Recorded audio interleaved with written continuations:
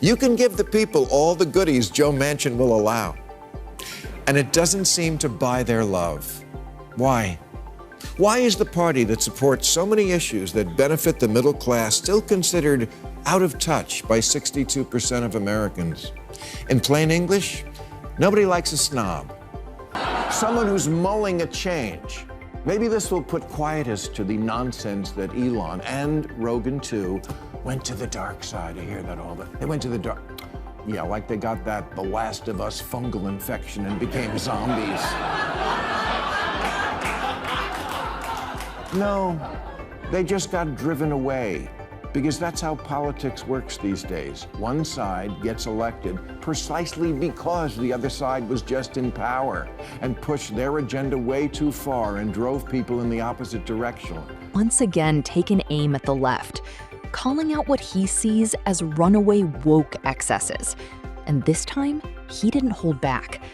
During a fiery... And that is what is so galling about this. It's exactly what Barack Obama had just told the Democrats at their convention not to do. Our politics have become so polarized these days that all of us across the political spectrum seem so quick to assume the worst in others. Unless they agree with us on every single issue, we start thinking that the only way to win is to scold and shame and out-yell the other side. Zeroes in on what he sees as a growing toxic culture on the left, one fueled by outrage, moral lecturing, and the quick urge to silence disagreement. According to him, this approach doesn't persuade people, it pushes them away. Instead of building support... Bradley, did you go to the bathroom or something when that came on?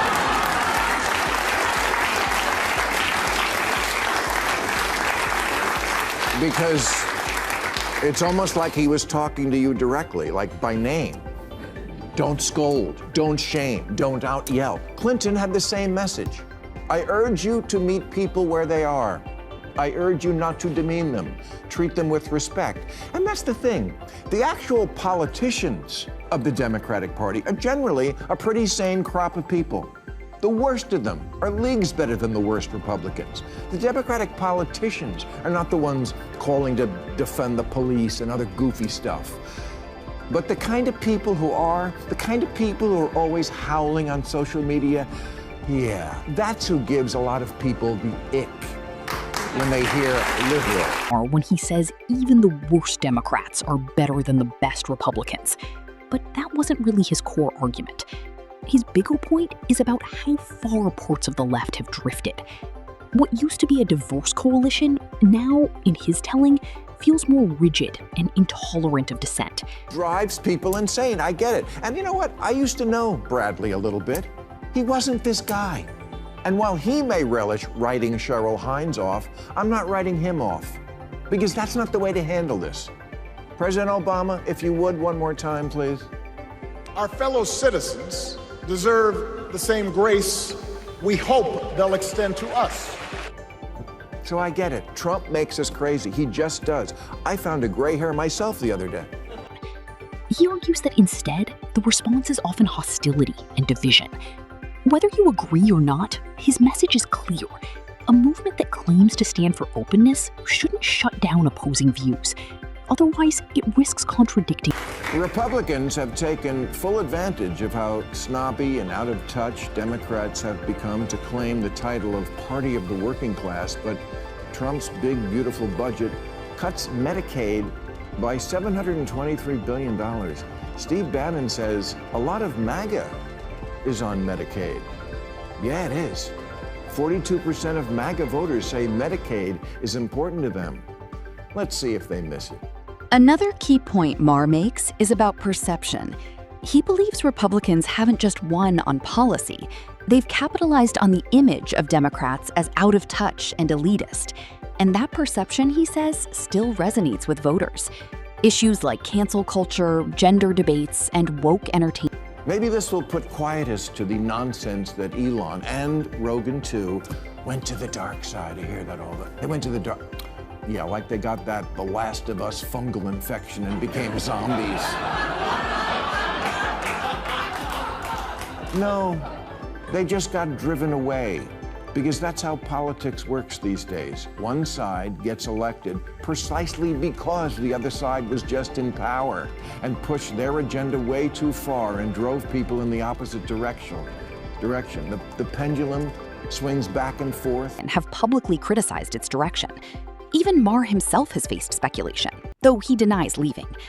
With people not voting for anything, but just to get rid of the latest extremist assholes who tried to remake America in their image instead of just governing.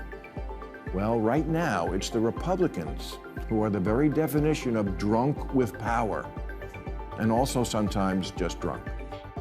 It's also too simplistic to say voters supported Donald Trump just to reject Democrats. Many backed him because his message felt clear and direct to them. Whether people agreed or not, they understood what... You got to win the Democratic primary. It's not so easy, but they gamed the system. They changed it. Who do you see on the horizon for 2028 in the Democratic primary? Right now? Yeah. Bernie and AOC. No. They got the biggest crowds. That doesn't matter. It won't sustain itself, but right now they have no leader. Okay? But this is the thing the Republican Party has to understand, too.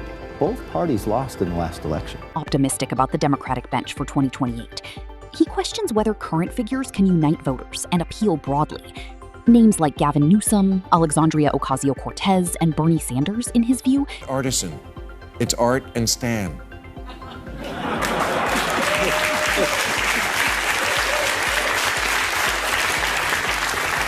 Your microaggression culture doesn't play in the Rust Belt. If a staffer hands you a speech that says menstruating people instead of women, don't say that. Say women.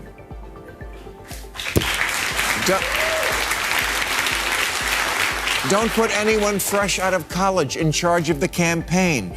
They've been given participation trophies their whole life. They don't know how to win. Where critics claim standards may have been compromised. His argument isn't against inclusion, but about balance. He believes policies should promote fairness while still maintaining competence and public trust. Intro 10. All the goodies Joe Manchin will allow. And it doesn't seem to buy their love. Why? Why is the party that supports so many issues that benefit the middle class still considered out of touch by 62% of Americans? In plain English, nobody likes a snob. That we wrap up today's video. If you enjoyed it, don't forget to like and subscribe for more content like this. Thanks for watching.